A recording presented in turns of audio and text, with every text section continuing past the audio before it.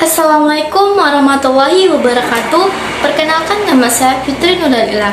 Saya dari kelas 11 IPS 5. Nah, kebetulan hari ini saya akan membahas Indonesia Merdeka. Penasaran kan bagaimana awal mula kemerdekaan di Indonesia bisa tercapai? Yuk langsung simak penjelasan dari saya. Setiap tanggal 17 Agustus, kita selalu memperingati Hari Kemerdekaan Bangsa Indonesia.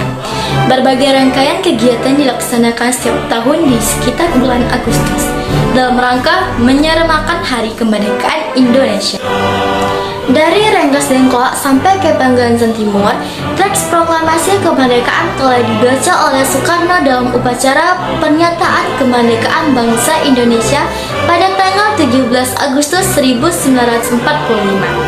Proklamasi ini dilaksanakan di Jalan Panggansan Timur nomor 56 Jakarta. Pernyataan kemerdekaan tersebut diambil bahagia dan sukacita oleh masyarakat Indonesia di berbagai daerah. Baiklah, sebelum kita memasuki materi selanjutnya, alangkah baiknya kita melihat video pembacaan teks proklamasi kemerdekaan Indonesia. Mari kita lihat bersama-sama. Proklamasi.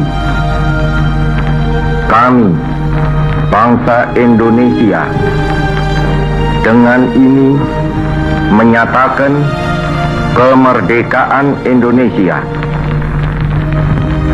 Hal-hal yang mengenai pemindahan kekuasaan dan lain-lain diselenggarakan dengan cara saksama dan dalam tempo yang sesingkat-singkatnya.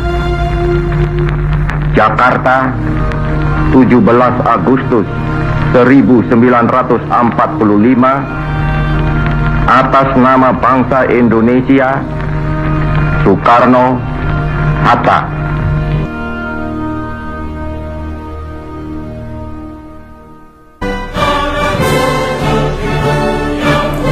Nah, setelah kalian melihat video pembacaan proklamasi tadi, pasti teman-teman semua sudah pernah melihat kan? Nah, pada kepo kan bagaimana materi selanjutnya? Yuk, mari kita kepo sama-sama. Baik, yang pertama ini adalah Jepang bertekuk-lutut.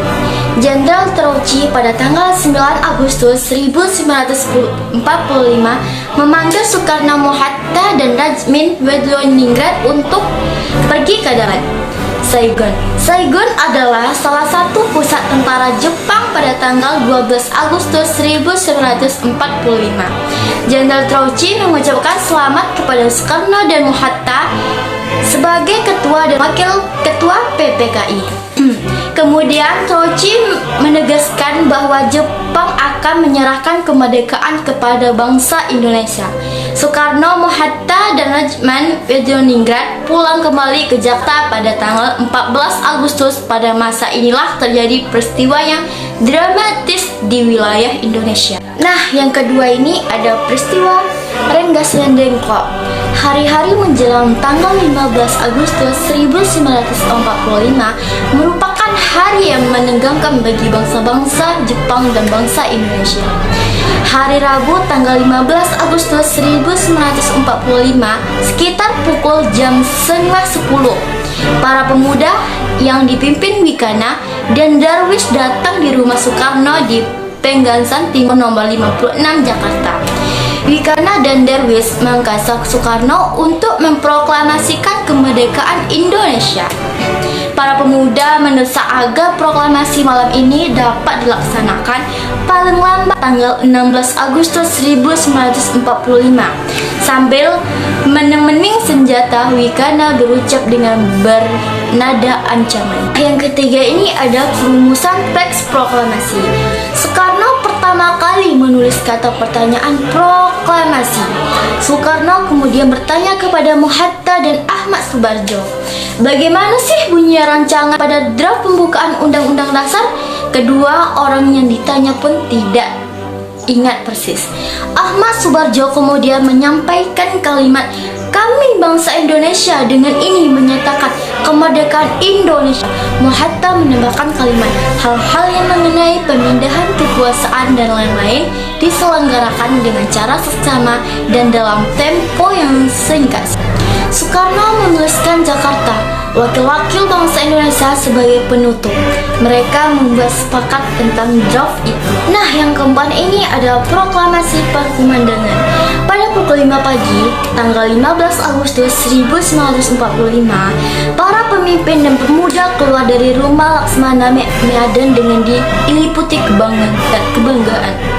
Mereka telah sepakat untuk memproklamasikan kemerdekaan di rumah Soekarno di Jalan Panggansang Timur nomor 56 pada pukul 10 pagi.